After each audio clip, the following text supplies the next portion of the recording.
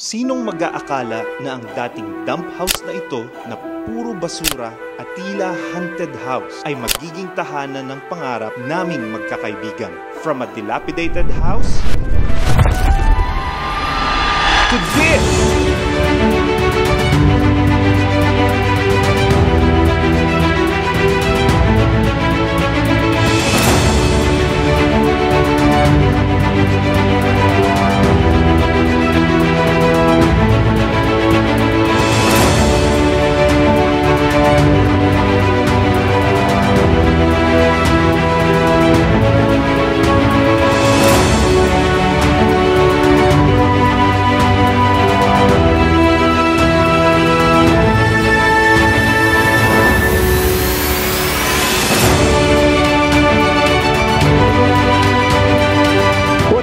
Kulay! Ako nga pala si Boss B, yung tumatayong leader ng Kabugeros. Gusto kong ibahagi sa inyo kung paano kami nagsimula, bakit kami gumagawa ng mga contents, at paano kami napasok sa industriyang ito.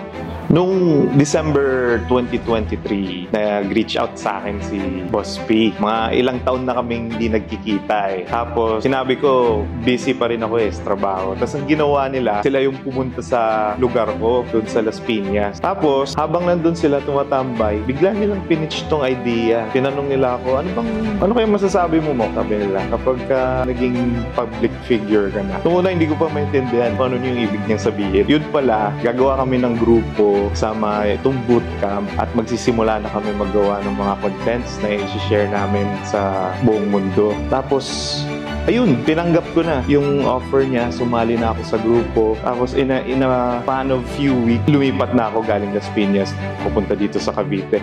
Tapos yun na, nagsimula na itong pagpapatayo ng bootcamp. Guys, ito na yung property. Sobrang luma na siya. Yan, bulok-bulok, pero the amazing transformation.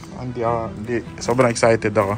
Nung one time, sabi ni Mox, ano pre, sali ka dito. Sabi ko, saan? Sabi niya, sa vlog. Vlog. So, anong gagawin natin sa vlog? Sabi ko gano'n. Tapos, in-explain sa akin ni Mox, magiging proud ako, magiging proud yung pamilya ko. So, sabi ko, sige, paliwanag mo sa akin, pre. Tapos piniliwanag din niya sa asawa ko. So yun, nakuha ni Mox yung suporta ng asawa ko din. So sabi ko, sige, tuloy natin yun. Ako si King, ang isa sa Kabugeros. Itong bootcamp na to ay pinagsama-samang pangarap namin magkakaibigan. Hindi naging biro ang pinagdaanan namin dito kasi literal na hirap muna bago sarap. After 1 or 2 weeks, sabi namin, bro, paano tayo magsisimula? Wala nga kaming background dito eh. So, inisip namin mabuti, napakalawak ng naging planning session namin. Pero nag-umpisa yon sa pagbuo ng bootcamp. Ang ideya namin, for us to be successful, we have to be surrounded with the right people. Ang hirap kasi may trabaho pa ako eh. Hanggang ngayon nga, nagtatrabaho pa rin ako. Tapos kailangan namin mag-shoot every now and then. At the same time, kailangan din namin bantayan tong bootcamp. Habang dahan-dahan na nabubuo ito, simula dun sa tambakan ng basura, mas lalo kaming ginaganahan. Tapos, pinakapagawa ng bootcamp, di kailangan namin magbantay kasi wala naman kaming kadaming sobrang pera. So ginawa namin, tinutulungan talaga namin yung mga gumagawa sa bahay. So titingnan namin kung tama ba, ano mga materyales kailangan. Pabalik-balik kami noon sa tindahan ng materyales. Talagang araw-araw para na kaming lalamig. Yung kutis ko nga sobrang nabilad na kasi ito kung makikita nyo, may itim na tapos ito talagang totoong kutis ko. So talagang bilad-bilad talaga kami ng mga unang buwan. So nung nakita namin tong lote, nagsagawa kami ng konting research na pag-alam namin na ito palang bootcamp na ito for 25 years ay tila haunted house. For 25 years, walang tumira dito. Nung habang ginagawa kasi yung bootcamp, apakahirap talaga. And minsan naiisip ko na bumitaw eh. Pero hindi pwede kasi iniisip yung pangarap ng pamilya ko at pangarap ng grupo.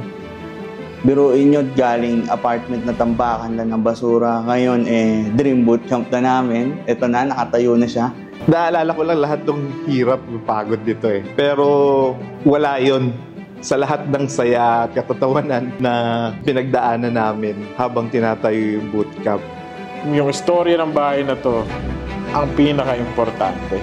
Unti-unti namin pinagsumikapan, unti-unti namin pinaghirapan, dahan-dahan. Yan siya guys, yun yung entire property. Ito yung tinuturo ko kanina, malaki to. Parking yan, pero pwedeng malaking kwarto. Guys, konti-konti na lang. Konti-konti.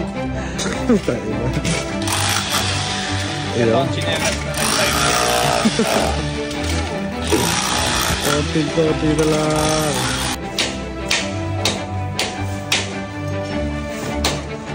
Tapos na buong bahay. Kaya Hil, salamin mo na lang ang hintay namin.